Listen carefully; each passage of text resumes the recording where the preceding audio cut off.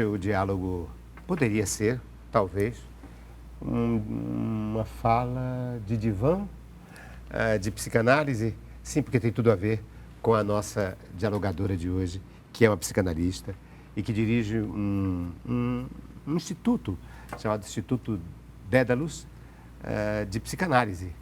Portanto, tem tudo a ver com Freud, com análise também de Jung, enfim, ela trabalha com coordenando uma série de outros profissionais na área da psicanálise. E é com ela o nosso diálogo de hoje, que eu espero que seja freudiano ou junguiano, não sei. Ela se chama Ana Felícia Bastos. Aqui ela. Prazer estar aqui, Ricardo. Muito obrigado pelo convite. Eu falei de Freud e estou vendo que você trouxe uma foto do Freud, é isso? Sim, trouxe um quadro.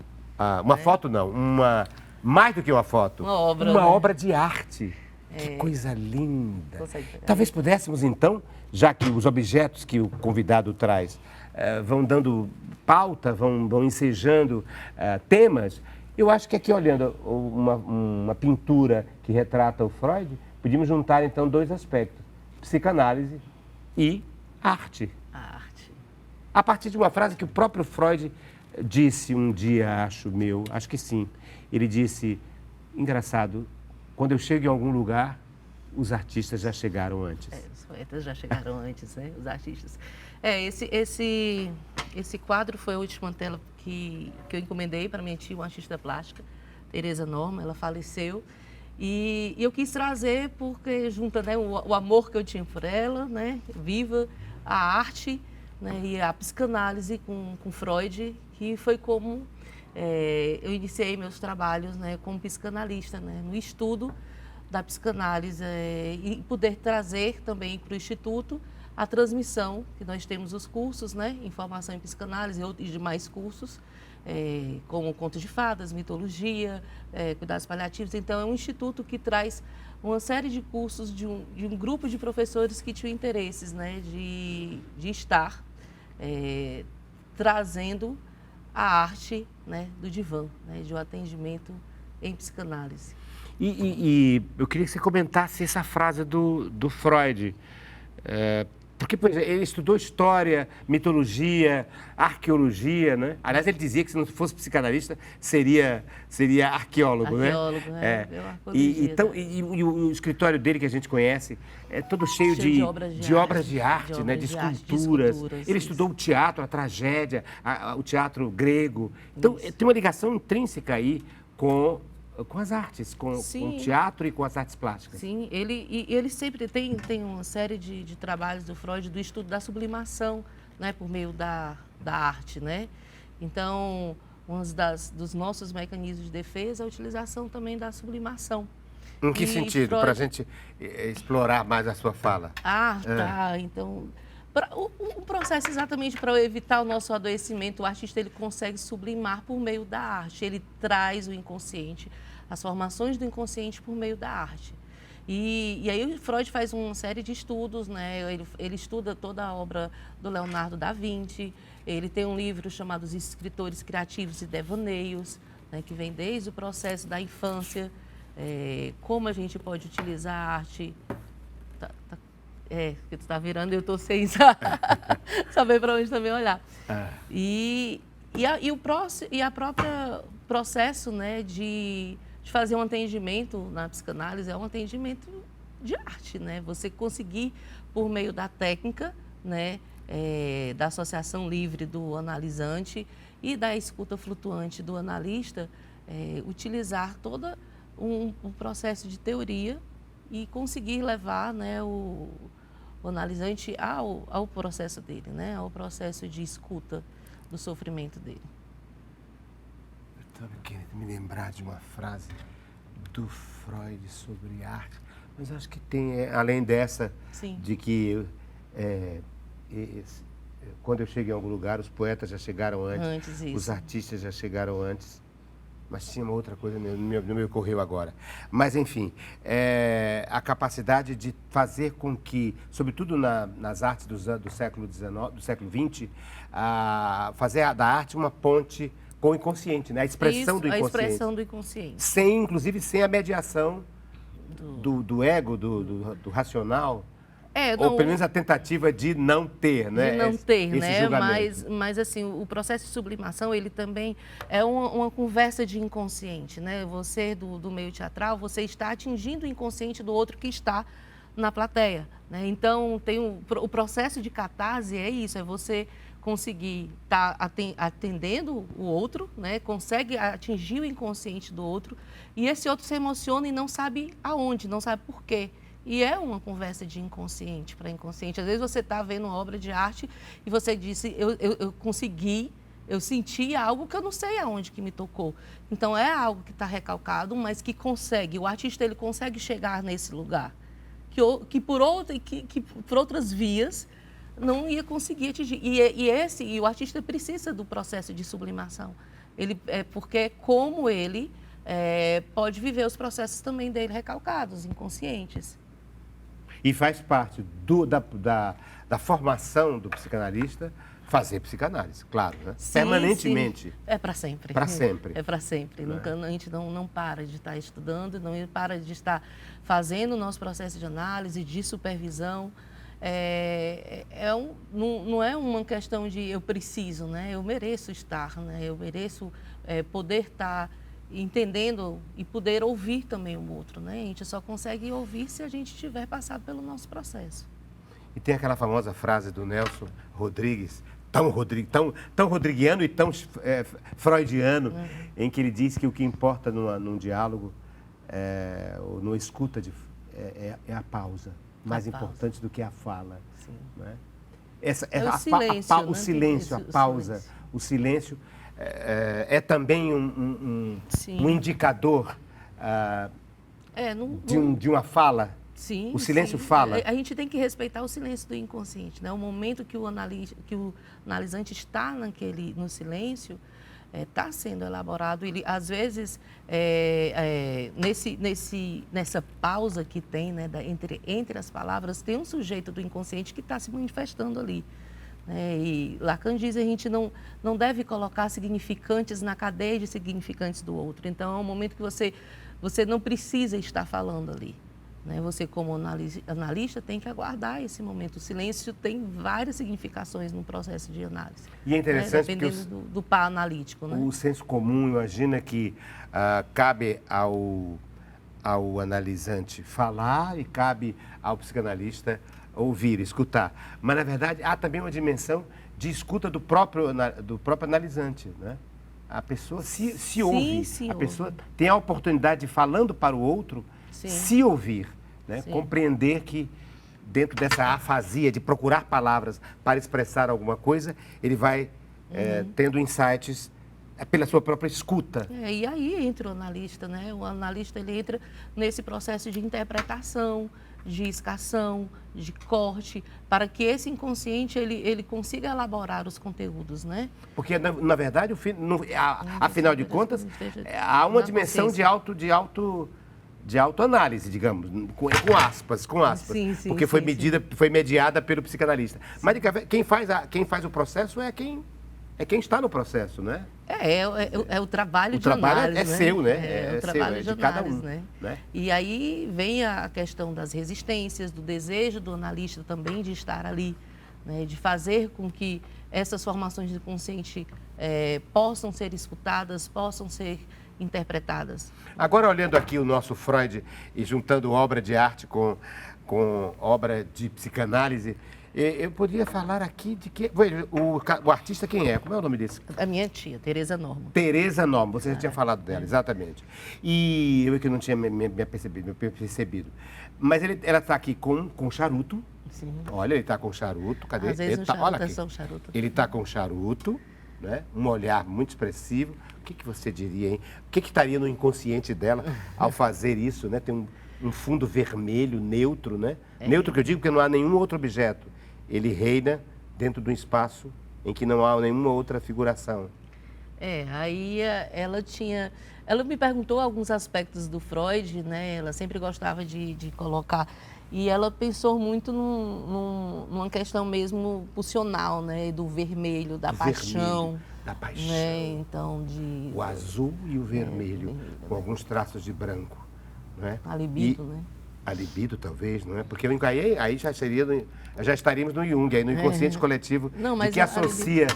associa o vermelho a uma determinada cultura, não é? Como foi uma solicitação, né, uma foto, a expressão dela exatamente está nesses detalhes, né? E aí O detalhe do olhar, o detalhe de segurar o charuto, né, das cores que ela escolheu.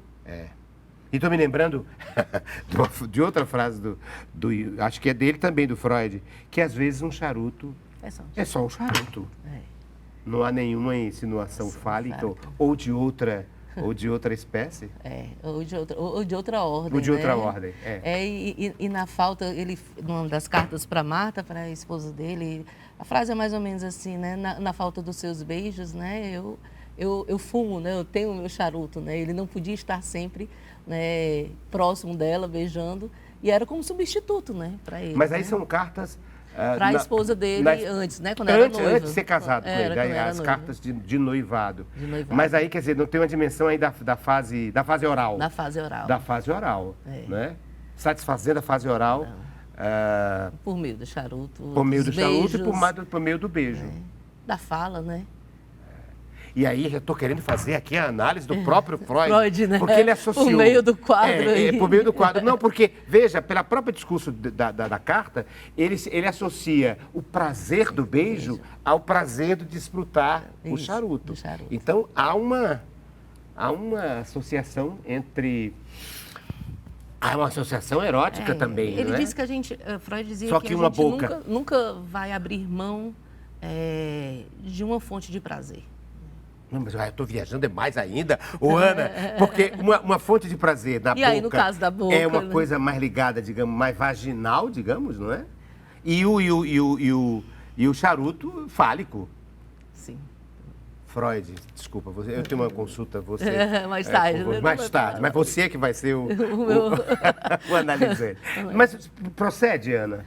Mas essa questão, quando ele diz de a gente não abrir mão, né, dessas fontes, né, de prazer, né, que vem desde do processo de desenvolvimento da infância, né? Sim, o próprio mamar, né? O mamar. Então, a criança como o perverso polimorfo, né, de um corpo que tem prazer todo, né?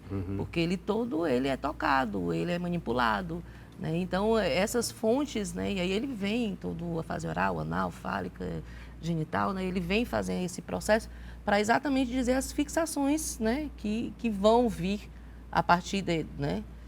E aí, uma figura fundamental nisso é a mãe, né? Sim. Fundante, mais do que fundamental, fundante, porque é o primeiro, a satisfação é em função do corpo do outro, isso, né? O bebê, o corpo do outro. O único contato que ele tem de imediato, né, que a gente chama de pulsão invocante, a escópica, é o olhar da mãe e a voz da mãe, né? Então, e aí vem como a gente também vai ter aquela pessoa que diz assim, nossa, tem uma voz, que voz é essa, né? Que olhar é esse? Então, ele vai remeter a esses momentos. Se eu soubesse, tinha trazido a música do Ginga e do Chico Buarque, que fala exatamente isso. É um bebê, uma criança da qual a mãe desaparece temporariamente para ficar com o marido, com o pai da criança, ou com o amante. E aí, como é o nome da música? Você, acho que é Você. Mas a música que eu trouxe não é essa. É uma outra que fala também da relação fundamental, fundante do filho com a mãe. Eu queria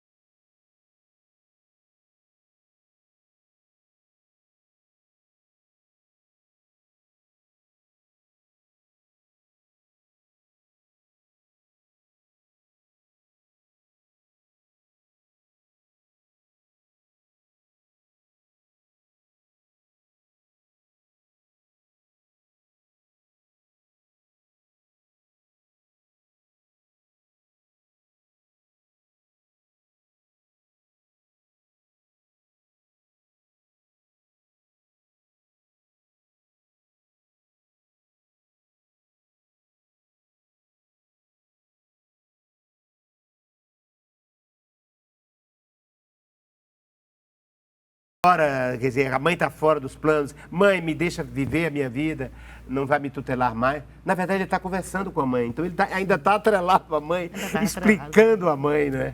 Eu queria que você comentasse. A gente traz assim todo dia uma música que tem a ver com o convidado, com o nosso dialogador. E eu achei que essa tinha com você. Tem conosco, né? Com a gente todo, né? A função materna, né? Ser mãe e ter a função materna, e como a mãe, ela vai estar nesse processo de simbolizar o mundo para esse bebê, né? É a primeira linguagem, né? Como a linguagem entra a partir dessa pessoa que está fazendo a função materna, né? Então, ela diz, esse choro é fome, né? É dormir, é mamar, o que é? Ela vai colocar essa linguagem para esse bebê. Nós somos um ser de linguagem. E é a partir dessa mãe.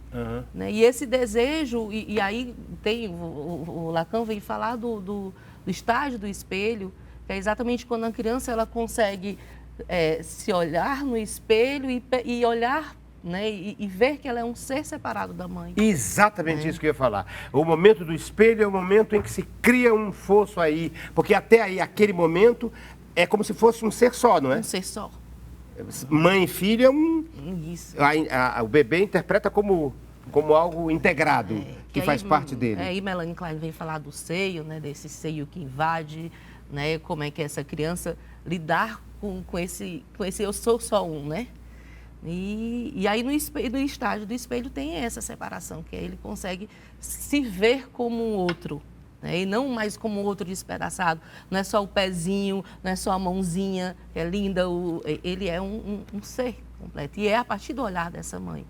Ele olha para o espelho, se vê, né? Estou dizendo numa questão, né, de uma imagem, como você sempre falou. E vem daí, dessa música aí que você está colocando, né, de atingir esse desejo desses pais, né? O que a gente fala é viver o desejo do grande outro, né? Então, que é uma fantasia, né? Você nunca vai atingir esse desejo. E no processo de análise você vai conseguir compreender, como diz Lacan, tu és isto, né? Você vai saber disso, não, eu sou isso é o desejo do outro que teve em mim, né, de uma idealização, de eu ser o que eles queriam que fossem, né? Enfim, e aí você vai conseguir separar, né? E a música diz, você já fez a sua parte, me pondo no mundo. Mas, na verdade, essa parte continua, não é?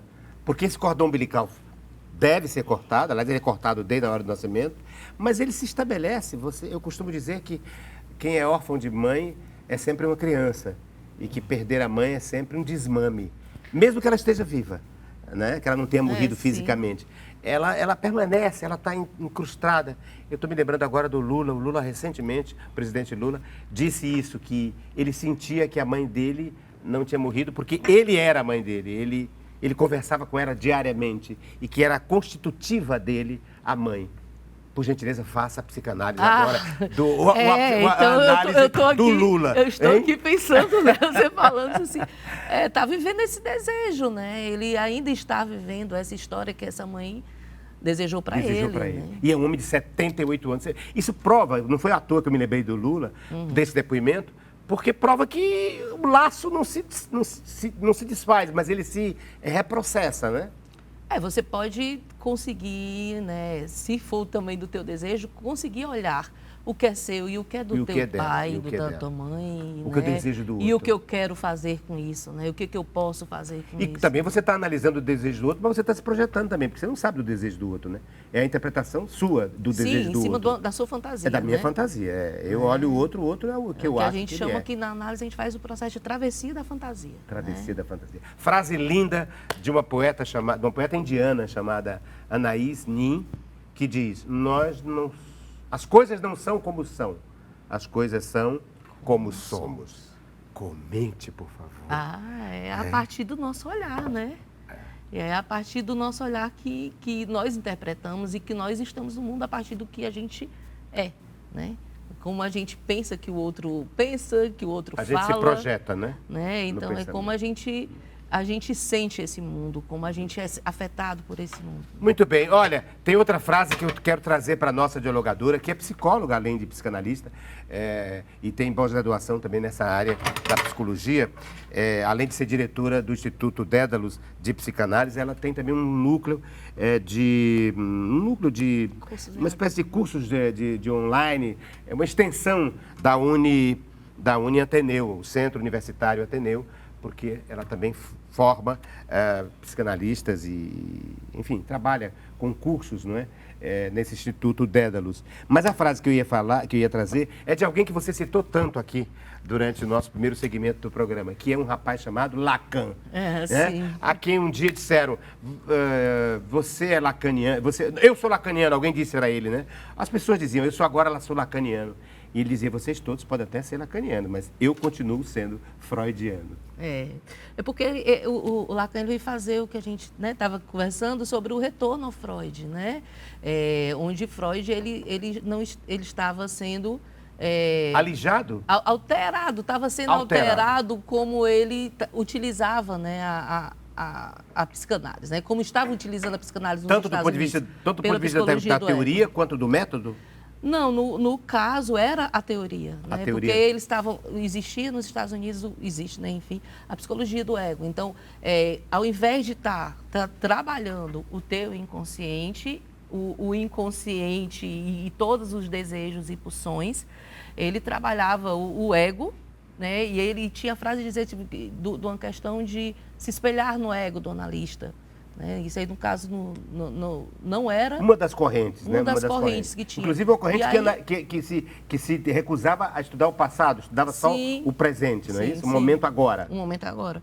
E aí, o Lacan vem com esse retorno, né, do Freud, e ele traz as bases de uma epistemologia, de outras epistemologias, né? No caso, ele traz uma questão do estruturalismo, do Lévi-Strauss, ele traz a linguística do Saussure, ele traz os matemas, a lógica, para trazer outra base assim, de cientificidade, né, para a psicanálise como retorno do Freud. Então, ele pega os textos do Freud em termos de linguagem e traz para os contemporâneos dele, né, que aí no caso do Saussure e tudo, para trazer uma nova visão da psicanálise.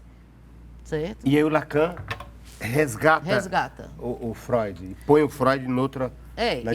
Isso, por isso que ele diz que ele... Eu continuo sendo freudiano. Né? Porque esse era o legado que ele queria trazer. E a psicologia, a história da psicologia e da psicanálise nos Estados Unidos é responsável por essa, vamos chamar desse desvio, por essa nova vertente, ou essas novas vertentes no plural? É porque é a cultura dos Estados Unidos, a cultura do ego, né? Do poder, da coisa rápida, do resolver né? rapidamente. E não se preocupar... Instrumental, né? Isso, e não se preocupar em entender por que eu sou assim, por que eu estou querendo isso, como é que eu quero viver isso, né? Simplesmente é uma alteração, né? É só como se fosse um Prozac de análise, né? De análise, isso. Toma aqui a pilulinha, essa pílulazinha, e aí você melhorará. E o Lacan aprofunda e traz outra, e o Lacan traz outras bases, bases, profundo, né? Que leva, inclusive, mais tempo. E outra noção de tempo. Sim. Porque o Lacan, inclusive,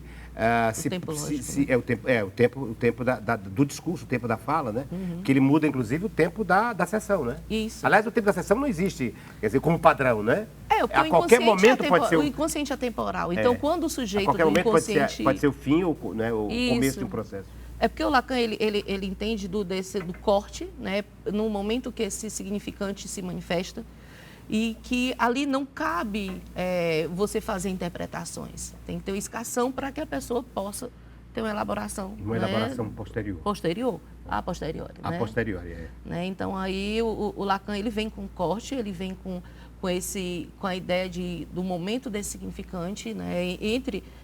Porque entre o significante e outro, dentro da cadeias, né, que a gente chama dessas palavras, existe o sujeito do inconsciente que se manifesta. Então, esse momento que o sujeito se manifesta é um momento que você pode interpretar, que você pode fazer um corte, uma escassão, enfim. No processo de análise para cada par analítico e cada história que está sendo contada. Quer dizer, quem define o tempo é É o inconsciente. Fruição, é o inconsciente, é a fruição daquela fala, daquela né? fala. Daquela pontuação que o psicanalista pontuação faz. dentro desse discurso, Desse né? discurso, o discurso do inconsciente. Do inconsciente. Interessantíssimo e é um bom tema para o próximo segmento, não? Vamos continuar falando de psicanálise e de arte, mas a partir de Freud, poderemos até falar de Jung, enfim, comparando uma coisa com outra, mas enfim, uma coisa com outra é bom. Um sujeito com o outro, né? Um pensador com o outro, mas a partir de outros objetos, além deste aqui, Sim. além do retrato pintado do nosso Freud.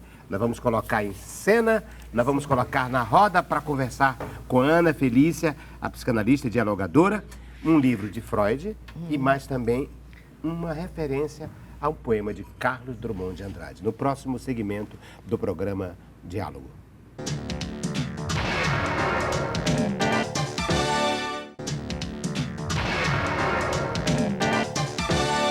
No primeiro segmento do programa Diálogo, nós mostramos Freud. E aqui o outro objeto que se refere a Freud.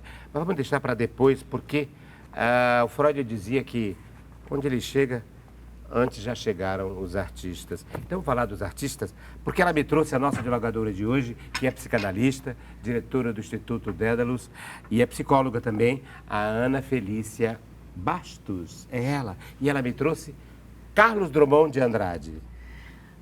Amar o perdido, deixa confundido esse coração, nada pode o ouvido, contra o sem sentido, apelo do mão. As coisas tangíveis tornam-se insensíveis à palma da mão, mas as coisas findas, muito mais que lindas, essas ficarão. Que coisa! Os meus mais lindos do mundo. As coisas tangíveis tornam-se insensíveis à palma da mão, mas as coisas findas, muito mais que lindas, estas ficarão. É terrível, é terrível, é terrível. Comenta. O que você trouxe tanta beleza o Carlos, drummondiana? O Carlos é um grande amor. A poesia, ela me atravessa como a psicanálise também. E foi um momento da minha vida que eu fiz letras, eu tive o prazer de ir para a casa do Carlos Drummond, de passar uns dias lá, de conhecer a família e tudo. E assim, sempre, como psicanalista, as palavras têm a importância e muito mais os versos, né? O som dos versos, a profundidade de um poema. Eu queria que você comentasse, então. Amar o perdido, deixa confundido este coração. Nada pode o ouvido contra o sem sentido apelo do não. As coisas tangíveis tornam-se insensíveis à palma da mão. Mas as coisas findas, muito mais que lindas, estas ficarão. O amor, né? Estamos aqui sempre amando, né? E aí essa poesia me traz essa questão que a gente vai estar sempre... será infinito, né? Essa troca com o amor, com as vivências, e que a gente nunca vai esquecer. As coisas findas, muito mais que lindas, essas ficarão, né? Eu estou me lembrando aqui de um poema meu que eu digo, isso como é que eu vou citar agora? Tem tudo a ver também com esse poema, que diz assim, mais ou menos o sentido é esse, enquanto as coisas existem, elas são mortais. Elas só se tornam imortais quando acabam, quando morrem. As pessoas só se tornam eternas, as coisas e as pessoas só se tornam eternas, né? Depois que... Elas só se tornam imortais depois que morrem, né? Porque elas são ressignificadas, aquilo tem um sentido de gestalt, de completude, né? A vida se fez toda, a pessoa foi até ali, então eu posso reprocessá-la inteira dentro de cada um de nós. É porque a gente pode criar, né? Essa pessoa que morreu, ela, quando morre, você vai sempre criar um outro, né? Como você pensa com essa pessoa? Né? Tem a ver com isso quando ele diz as coisas findas, muito mais que lindas, essas ficarão. Quer dizer, as coisas que já acabaram, essas que vão ficar. Não é? E não as coisas que estão aí acontecendo. Até porque as coisas que estão acontecendo mudam, mas as que aconteceram também mudam, porque o passado é sempre um filtro ou uma projeção do presente, né? É uma fala, é uma narrativa do presente, né? O passado é uma narrativa do presente. Se eu pedir a você, por exemplo, falar da sua infância, você vai falar a narrativa a partir de agora. A partir de agora. A partir de agora, do que você acha que é. De como eu pensei que fosse, né? De Ou como você pensou que fosse. Ou quando você era criança, você nem pensava, você estava só vivendo, fazendo, né? Existo onde não penso, né? É uma das Hein? frases. Eu existo onde não penso, Onde né? não penso. Uma das frases que o Lacan coloca referente ao Lacan, inconsciente, né? Eu existo onde não penso, onde eu estou apenas acontecendo, depois é que eu vou falar. Não é? Primeiro a gente exercita a vida, depois fala sobre a vida, pensa e depois fala sobre a vida. Isso. Mas cada um desses estágios é uma vida. É uma vida. É uma vida, completamente diferente da outra, nem sempre. E a arte é primordial, né? A poesia é primordial. Eu acho que não tem como a gente viver sem estar com sensibilidade de você poder, não só, né, você viver a arte, como escutar, né? A escuta é uma arte. Vai, Carlos, ser gosto na vida. E você é gosto na vida, Ana? Essa profissão te coloca no gosto na vida? Gosto da vida. Você está sempre atravessada, não está... Mas é engraçado, o psicanalista está no gosto da vida, mas ele está analisando o não gosto. Ele está vivendo o padrão, a norma, né? E os estragos que essa norma faz na gente. Mundo, vasto mundo, se eu me chamasse Raimundo, seria uma rima, não uma solução, né? Mundo, vasto mundo, se eu me chamasse Raimundo... Seria uma rima. Seria uma rima, não seria a solução. Então não tem como você... A gente dialoga tanto, aliás, o século XXI de poetas, é todo dialogando com os poetas que já vieram antes. E eu, por exemplo, tenho um poema que eu digo, vem mundo, vasto mundo, se eu me chamasse Raimundo, seria uma rima. E seria a dissolução. Aí não seria a solução, seria a dissolução. Quer dizer, eu seria outra pessoa, a dissolução de mim, né? A dissolução de mim mesmo. Que lindo! A gente vira e volta e a gente cai no Freud, porque você me trouxe um outro objeto. Que livro é esse, hein? É o Id, o Ego e os outros trabalhos, né? E outros trabalhos. Ele vem falar sobre a segunda tópica, né?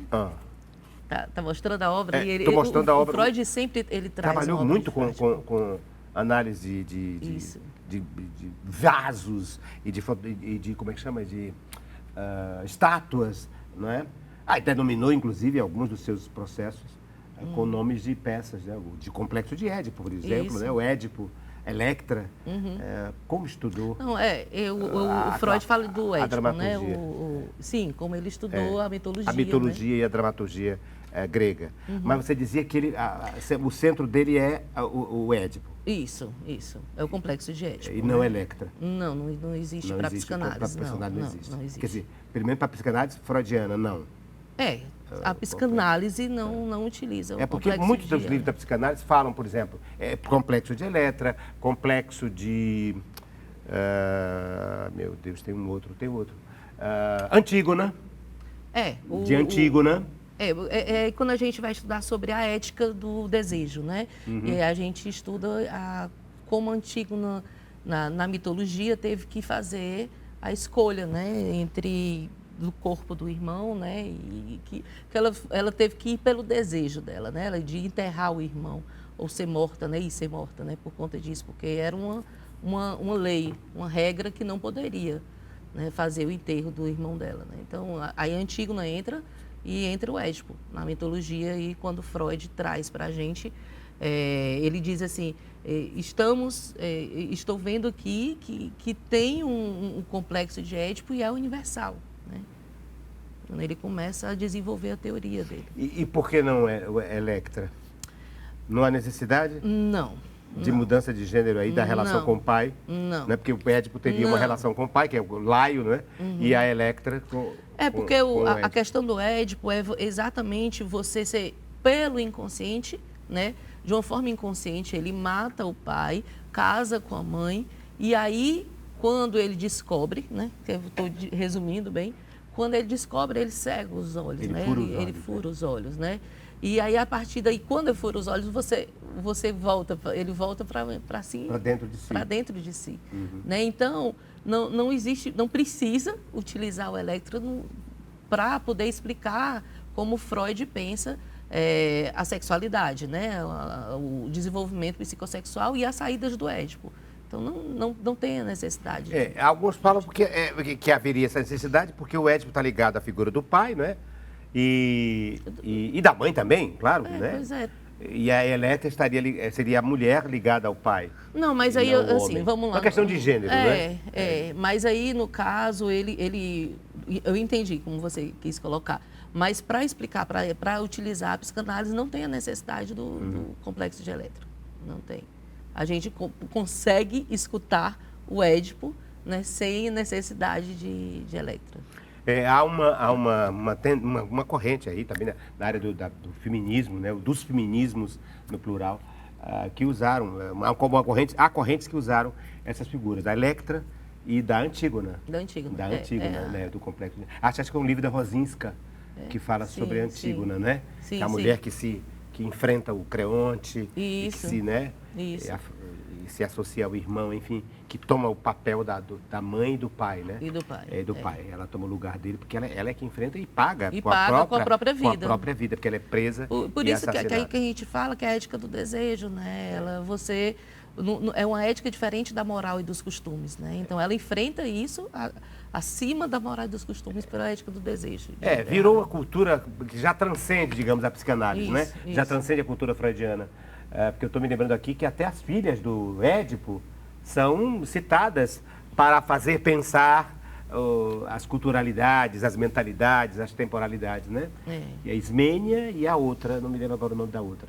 Da filha do Édipo, né? Quando porque o Édipo, depois ele se isola, né? Ele fura os olhos e ele vai para um exílio, não é? Para o ostracismo, né? Ele vai para um lugar separado com as filhas e cada uma das filhas tem um olhar diferente sobre ele, sobre uma relação diferente com ele. E isso também é usado nessas tentativas de usar os mitos, a mitologia, para se pensar as mentalidades.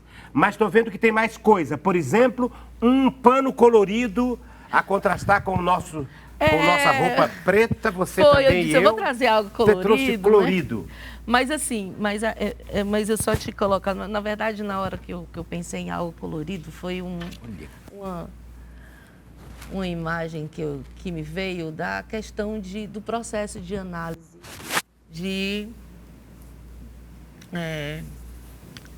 quando eu peguei, né, nesse pano, exatamente quando a gente fica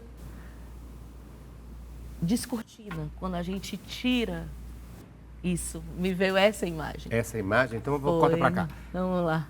Vamos fazer. Do colorido. Aqui. Isso. Aí ele cai ou ele vira o avesso? Ele cai só. Cai. E aí, pronto. Se descortina. Você conseguir enxergar além e conseguir ver, né, onde que você está, como que você está atuando na tua vida, como que você está se relacionando. E para mim, o processo de análise, assim, por uma escuta, um paciente disse assim, eu sinto como se tivesse... E foi por isso que eu trouxe o colorido, porque eu disse, eu estou toda de preto, vou trazer algo colorido. Mas me veio a imagem dele dizer, eu estou sentindo hoje como se eu estivesse descortinando. Agora tudo está muito claro. Havia uma barreira, havia uma barreira. Onde eu estava escondido, inclusive, aqui por trás. Isso. E agora eu vou... E o processo de psicanálise é esse processo de descortinar, de revelar, né? De tornar mais claro aquilo que está obscuro. Isso. E aí você vai passar por uma série de encontros, né? De encontros e processos de verdades que talvez você estivesse precisando, né? O que tu tá virando, eu fico olhando para ti. Não, mas sabe por que eu estou pensando? Eu estou pensando o seguinte, eu propus a você, eu perguntei a você se o processo se podia seria... Só virar, se né? Podia só virar, se podia cobrir aqui, vem cá, corta para cá, isso. Aí eu descortino, tiro. Mas se eu fizer só isso, eu viro... Aí já é outro sentido. Já é outro sentido. Eu continuo escondendo, mas só que aquilo que esconde, né, que dissimula... Agora é colorido, né, para você? Um é colorido, o outro não é. O reverso daquilo que me escondia. Isso dá um outro processo de análise, não dá? Quer dizer, você continua escondendo, mas agora não tem atração que o colorido daria, o multicor daria, isso, né? Agora é alguma coisa mais neutra. Que aí você pode pintar como você quiser. Sim. A partir do teu desejo, né? Não, e outra partir coisa, das tuas escolhas. aquele cara que está olhando, né? Aquela pessoa que está olhando o outro, se escondendo aqui, e o esconderijo é colorido, ele tem uma informação, né? Ele está escondendo alguma coisa, mas ele sabe que aqui na cortina, alguma coisa se revela pelo próprio desenho e pela própria cor. Mas se eu viro, aí eu não tenho mais a referência, não é? Eu tenho uma coisa neutra, não é? Ou apenas insinuada, e tudo serve para subsidiar o entendimento daquilo que está oculto e daquilo que quer se revelar ou daquilo que quer permanecer oculto. Que quer permanecer. Porque também o psicanalista faz um trabalho de bisturi, às vezes revelando aquilo que não quer ser revelado. Não foi à toa que alguém construiu, para usar a sua metáfora, que alguém construiu uma barreira. Sim. Porque quer que fique escondido. Que quer que fique escondido. Mas é válido, né? Mas dói, né? Sim, Dói. Mas é válido. Mas é válido. necessário. E às vezes é importante. E a pessoa paga para que doa, não é? Acho que quanto mais dói, mais o processo se enriquece no sentido Uma de dor que liberta, né? Uma dor para se libertar disso. Ou então para criar uma outra. Né? Porque o desejo não se... É outro texto meu. O desejo não se sacia, porque o desejo se procria. Você satisfaz um desejo e aquele desejo procria outro, não é?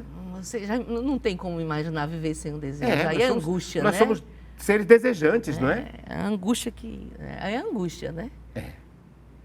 Necessária. Mas, enfim, somos seres desejantes o tempo todo e trabalhamos para isso. Só os zen budistas estão trabalhando para não ter desejo, para não desejar, para não criar expectativa, não é? Mas nós não somos zen budistas. Nós não somos zen budistas.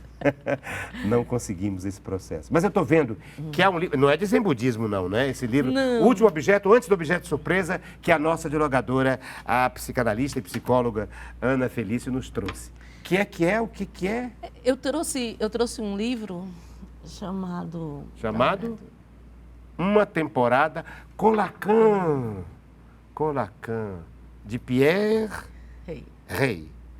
Pierre Rey, enfim. Do escritor, jornalista. É um jornalista que ele conseguiu iniciar o processo dele de análise com Lacan, e é um livro que conta a trajetória dele em análise, as conversas, as interpretações do Lacan durante, acho que foram uns 10 anos.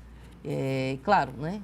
Desde quando ele inicia, como ele busca a análise, né? E como ele finaliza o processo de análise. Eu achei interessante, foi um livro que eu li e eu gostei de alguns momentos que traz uma reflexão dele, né? Você tem... Deixa eu dar só dizer aí, como dizer, um trechinho? Para a gente conhecer um pouco. Por que você trouxe esse livro, enfim? Com Lacan, aprendi a nomear as coisas, nunca recuando diante de uma palavra. Era-me difícil bater em retirada diante de uma situação, sempre que valia a pena defendê-la em nome de uma ética. Se não tinha mais medo das palavras, como poderia temer as coisas? Hoje sei que, recalcados, as palavras nos alcançam e nos atravessam cedo ou tarde. Nem que seja no instante do nosso último suspiro, quando no único segundo de intensidade, cada um de nós paga, em bloco, tudo o que ainda devia. Eu acabava de entrar no 10º ano de análise. E aí eu acho assim... Ele fala da experiência dele como analisante. Como analisante, como né? analisante. Nada perturba se for falado, diz François Douto, quase fazendo um eco ao quanto mais ignóbil você for, melhor irão as coisas, dizia Lacan, né? O ignóbil, precisamente, é não falar das coisas, né?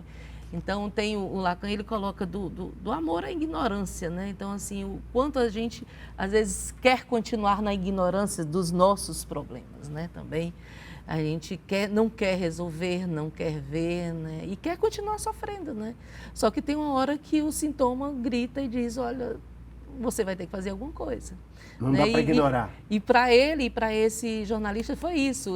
Teve uma hora que ele disse assim, ele não conseguia escrever mais... E ele sabia que era um sintoma, né? Era uma inibição, né? Da utilização da libido dele. E aí ele começa a lutar, acho que é boxe, com um amigo dele que faz análise com Lacan, e aí ele pede para indicá-lo a fazer análise, e aí ele começa o processo de análise. É muito, muito interessante. Eu trouxe exatamente para assim, quando você me falou, né, disse assim, vamos, né, trazer uns objetos, né? Eu disse, mas o objeto é perdido, né? Sempre o nosso objeto é um objeto perdido, né? Mas quando eu li esse livro, assim, eu gosto de ler livros que tragam as experiências de análise, né? Porque a psicanálise é uma praxis, né? Você tem que passar por um processo de análise para você um dia, né, se quiser, virar um psicanalista. Então, ele acaba escrevendo, né, sobre os processos dele e tem umas histórias interessantes, né, do Lacan deixar a porta aberta, das pessoas que entram e saem do consultório dele, como é que ele lida com o dinheiro, né, como é que ele cobra a sessão, os horários que ele marca. Aquele telefone no chão, sim, não é? Que não desligado. Não desligado, o telefone no chão no consultório. Aquele sofá em que a própria filha depois dorme, né? O sofá que era divã, enfim. É interessante, né?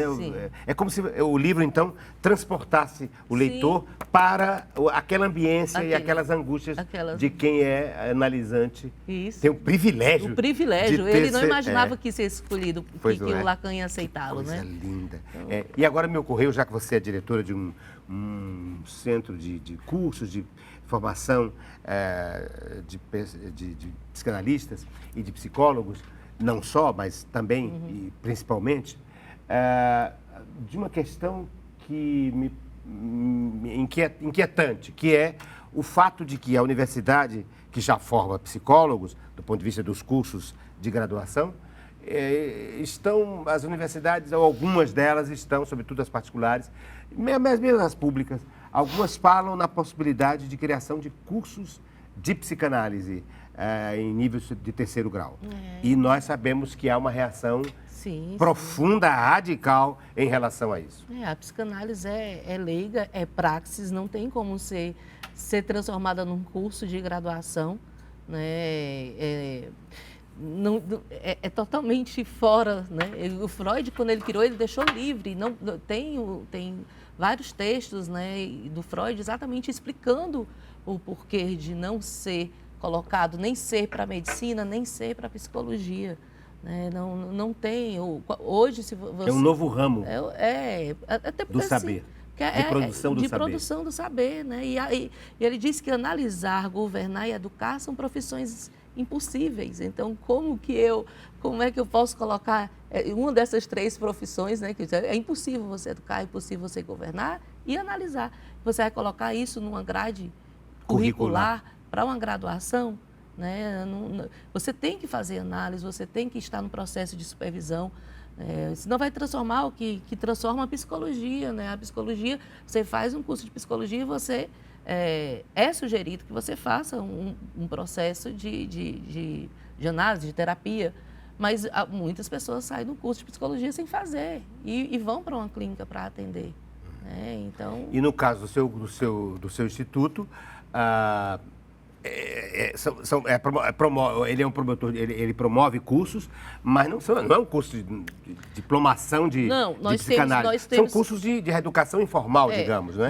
Nós temos, porque assim, existem institutos e escolas, né? E como nós somos um polo EAD do Uniateneu, nossos cursos as pessoas podem fazer como pós-graduação. Como pós-graduação. Certo? E a pessoa pode fazer um curso como uma formação dando uma continuidade, porque tem as ferramentas, né, como os cartéis, os seminários, que a pessoa, porque não é só ter uma aula teórica, não é também só fazer análise, a pessoa ela tem que estar envolvida com um laço social, né? O analista, ele se autoriza por si só e pelo grupo, né? Então, ele tem que estar num grupo que ele possa ter essa autorização. Chegou a hora do objeto surpresa! Eu trouxe um para ela, trouxe um para mim. Ela entrega a produção, não sabe o que é, o dela eu não sei o que é, e o meu também ela não sabe. Deixa eu ver se esse aqui é o meu, exatamente. Vou passar para ela, para a psicanalista Ana. Nós temos os últimos 5 minutos para a gente comentar. Me dá o teu. Vamos começar... Deixa eu ver. O meu, tá? Não dá, já começou. Vamos ver. Abra o seu, vambora. Abra o meu, vambora. E vou deixar o seu por último, vai.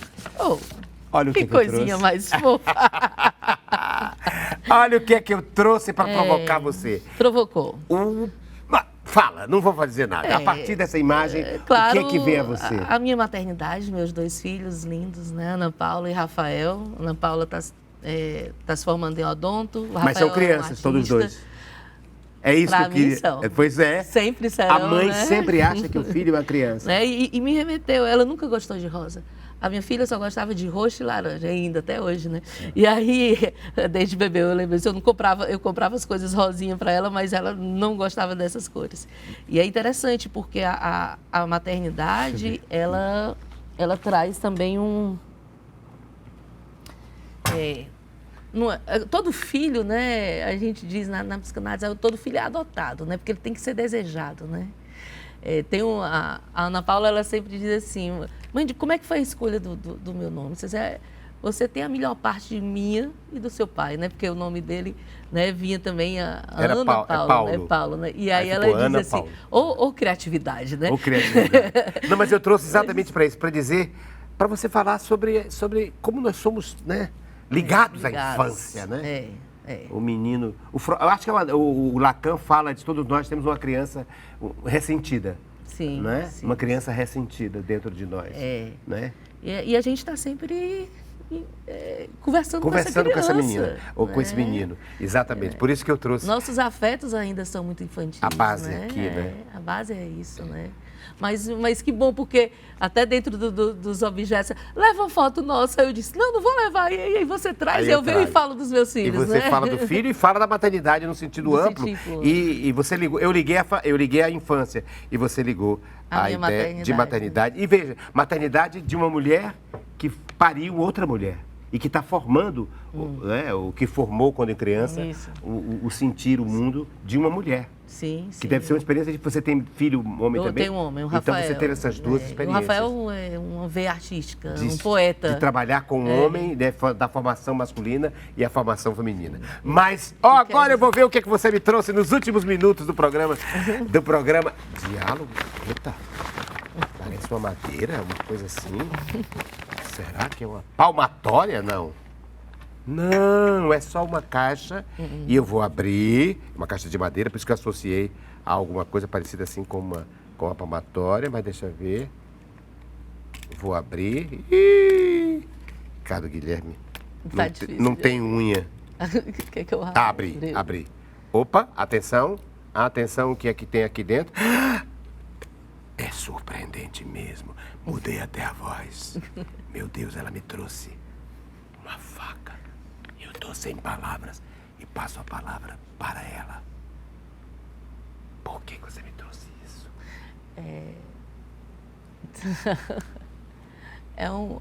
É bem simbólico, né? É forte. Mudei até a voz. Estou vendo. Hein? Mas diga. Enfim, esse daí foi um presente que eu ganhei do meu pai. Né? Foi o primeiro, um objeto que tem o meu nome e o dele, né? Assim, o sobrenome do meu pai. E aí eu trouxe exatamente por um significado da psicanálise, o nome do pai. Né? O nome do pai está aqui cravado, na lâmina. A lâmina, o meu nome e o nome dele. Vamos ter que fazer uma sessão de psicanálise. Não, várias sessões de psicanálise. Ela me trouxe uma lâmina com o nome do pai. Com o nome do pai. Ana, fale mais sobre isso. Eu trouxe como um objeto para falar do nome do pai da psicanálise, né? O nome do que pai, é o Freud, e o nome do pai que o Lacan coloca nas estruturas, né? Porque como você nega nessa lei do pai, você pode estar na estrutura neurótica, psicótica ou perversa, né? E também a faca, como, não só um objeto fálico, como também do corte, né? Do corte lacaniano. Ela é corte, e ao mesmo tempo ela é um instrumento para ferir, ou até para matar. Não é? Ou para cortar. No caso, essa é para cortar alimentos, né? Também. E aí a gente poder... Ela é múltipla, né? De sentidos. Ela é múltipla, né? Mas eu fiquei pensando, porque tem o nome do seu pai, então... O meu nome, não. O sobrenome do meu nome é Ana Bastos, que está aqui. Ana Bastos. E está Ana Bastos. E aí eu trouxe como um símbolo exatamente da importância que tem, né, do nome, do seu nome, né, como o seu nome como escolha. Por exemplo, o meu nome foi uma escolha da minha mãe, né, Ana Felícia, que representa uma história da família Caracas, de uma mulher que construiu Guaramiranga. E aí, meu nome é Ana Felícia, né? Caracas, né? Vem o Caracas da minha mãe. E aí eu assumo o Bastos como o nome do pai. O nome do pai. E é isso. Eu trouxe como esse símbolo lacaniano. É verdade. E por não dizer freudiano, né? E freudiano é o pai, a figura do pai. A importância da função paterna, né? Enquanto lei, Eu enquanto estava me ordem. lembrando, conversando com o Heráclito Pinheiro, ele me disse que Felícia tem a ver com Freud intrinsecamente, porque em alemão, Felícia é Freud, é Felício. Freud, em alemão, se fosse traduzir, seria Felício. Felício. Sigmund Felício. É. E Seria aí o eu nome sou dele. a Ana Freud, E você né? é a Ana Freud. E você é a Ana Freud, a filha do Freud, com quem ele teve uma relação extrema, né, de ligação, inclusive psicanalítica, porque ele fez análise da Isso, filha, né? isso. Algo assim fora dos padrões, porque um pai fazendo a psicanálise com a filha, ou da filha. E depois ela se transforma também numa psicanalista, não é? A Ana Isso. Freud, e a grande companheira dele até o fim da vida, e no exílio, etc. Então, você é a Ana Freud. Hoje a nossa dialogadora foi a Ana Freud. E ela nos termina o nosso encontro trazendo a foto do pai, não é? Do pai. E também O nome em nome do pai. Eita, e a imagem ficou terrível, olha aí. Eu vou colocar. Peraí, deixa eu colocar Aí você tá... Deixa eu colocar na mão do Freud essa faca. Aí você tá aí numa cena teatral Uma aí, cena viu? teatral. E é assim que a gente termina o nosso encontro com ela. Eu substituindo um objeto fálico, num certo sentido, né? Que é uma faca, um punhal, enfim. Enfim, uma lâmina, que está escrito o nome do pai, na mão do Freud, no lugar do charuto, no né? lugar do charuto. Enfim, isso é fruto para próximos encontros de fala, mas aí não mais no programa Diálogo, mas sim no divã do psicanalista, para onde nós vamos, porque mesmo eu não sendo psicanalista, é natural que eu vá para lá, mas a psicanalista também continua fazendo Sim, psicanálise, é natural, é normal, é processual que um psicanalista sempre faça e permaneça no seu aprendizado, na sua experiência, na sua praxis. Muito obrigado, Ana, obrigada, pela sua foi presença. um prazer. E a vocês o nosso convite para que no próximo segmento, ou melhor, no próximo programa, a gente dê seguimento a essas análises que podem ser psicanalíticas ou não, no programa Diálogo.